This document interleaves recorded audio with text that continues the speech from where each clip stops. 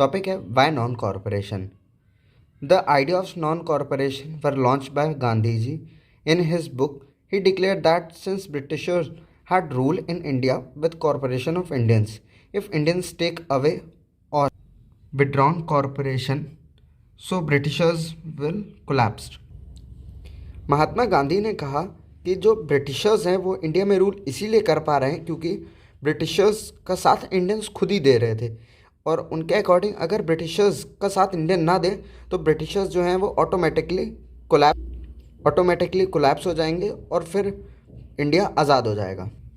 जिसके बाद उन्होंने एक मूवमेंट स्टार्ट किया जिसका नाम था नॉन कॉरपोरेशन, और ये मूवमेंट स्टार्ट हुआ था दिसंबर 1920 में।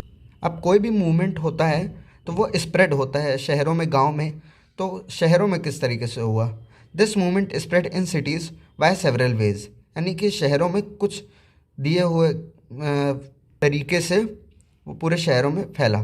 First, thousand of students left government control schools and colleges, यानी कि हज़ारों से ज़्यादा की संख्या में जो गवर्नमेंट के स्कूल्स और कॉलेजेस में बच्चे पढ़ रहे थे उन्होंने पढ़ना छोड़ दिया।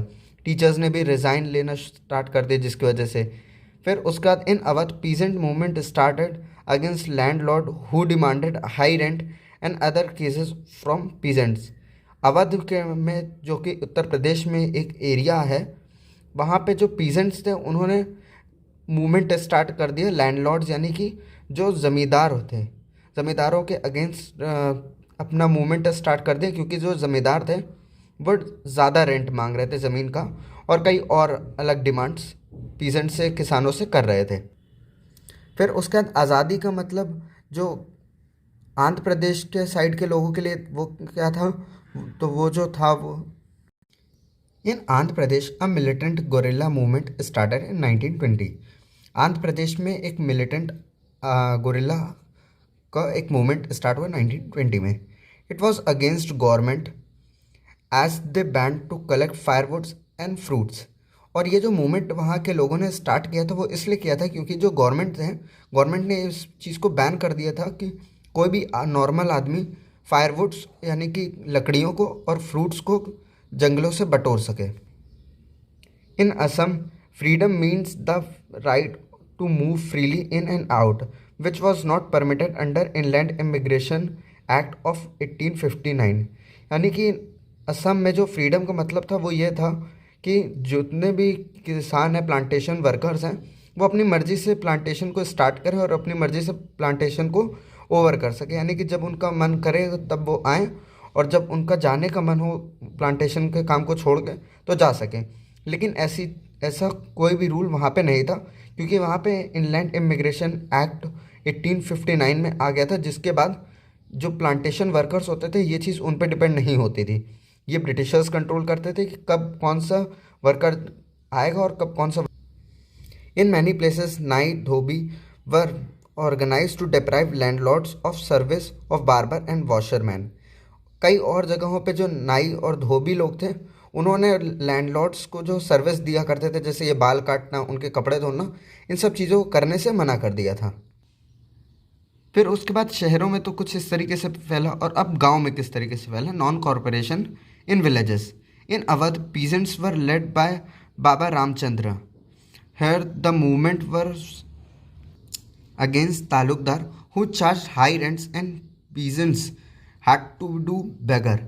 यानी कि अवध में जो उनका पूरा मूवमेंट था उसको बाबा रामचंद्र लेड कर रहे थे, और ये मूवमेंट जो था वो तालुकदार, ज़मींदार लोगों के अगेंस्ट था क्योंकि वो हाई रेंट मांगते थे, जिसकी वजह से जो किसान थे वो गरीब हो गए और उनको भीख मांगनी पड़ती थी। In Andhra a militant guerrilla movement was organised against the colonial operation under the leadership of Alluri Sitaram Raju. Andhra Pradesh में जो मिलिटेंट गोरिल्ला मूवमेंट था वो अल्लूरी सीताराम राजू ने लीड किया था, और ये जो अल्लूरी सीताराम राजू हैं वो महात्मा गांधी के नॉन कॉरपोरेशन मूवमेंट से इंस्पायर हुए थे। Gudem rebels attack police station, attempt to kill British official and carried guerrilla warfare for swaraj. जो गोडेम के रेबल्स थे उन्होंने पुलिस स्टेशंस के ऊपर अटैक करने लगे, जो ब्रिटिशर्स के ऑफिशियल्स थे उनको जान से मार देते थे, और ये सब लोग करते ये इसलिए थे ताकि स्वराज उनको मिल सके। In Assam they were not permitted to leave tea gardens without permission. Assam में जो लोग असम में जो लोग थे वो अपनी मर्ज़ी से लीव के गार्डन्स को नहीं छोड़ सकते थे जब तक उनको कोई परमिशन ना दे। अब जो लेकिन इन सब के बावजूद जो नॉन कॉरपोरेशन मूवमेंट है वो शहरों में और गांव में सब जगह स्लो होने लगा। तो इसके पीछे के रीजंस क्या हैं? Reasons for slow down of non corporation movement in cities. पहला reason, khadi cloth were expensive than mass produce clothes in mill. यानी कि जो खादी क्लॉथ्स थे, यानी कि जो हाथ से बनाए जाते थे, उनकी कीमत ज़्यादा होती थी जो कि मील में बनाए जाते थे। तो यानी कि अब जब कोई कपड़ा महंगा होगा तो कोई भी गरीब इंसान, नॉर्मल इंसान उसे नहीं खरीद पाएगा, जिसकी वजह से वो लोग मील में बने हुए कपड़ों को ही प्रेफर करते थे। और जब मील में बने हुए कपड़ों को प्रेफर करते थे, जिसकी वजह से ज़्यादा दिन तक नॉन कॉरपोरेशन मूवमेंट नहीं चल पाया। फिर उसके बाद सेकंड पॉइंट है, similarly boycotting British institution was posed a problem as there were no alternative institution to fulfill the education need। उसी तरीके से जिन हज़ारों बच्चों ने, टीचर्स ने रिज़ाइन कर दिया था ब्रिटिश इंस्टीट्यूशन से, अब उनके पास कोई अल्टरनेटिव इंस्टीट्यूशन नहीं था, यानी कि कोई भारतीयों के द्वारा बनाया हुआ इंस्टीट्यूशन नहीं था जहाँ पे वो अपने पढ़ाई पूरी कर सके या पढ़ा सके, जिसकी वजह से ये मूवमेंट धीरे धीरे स्लो होना स्टार्ट हो गया।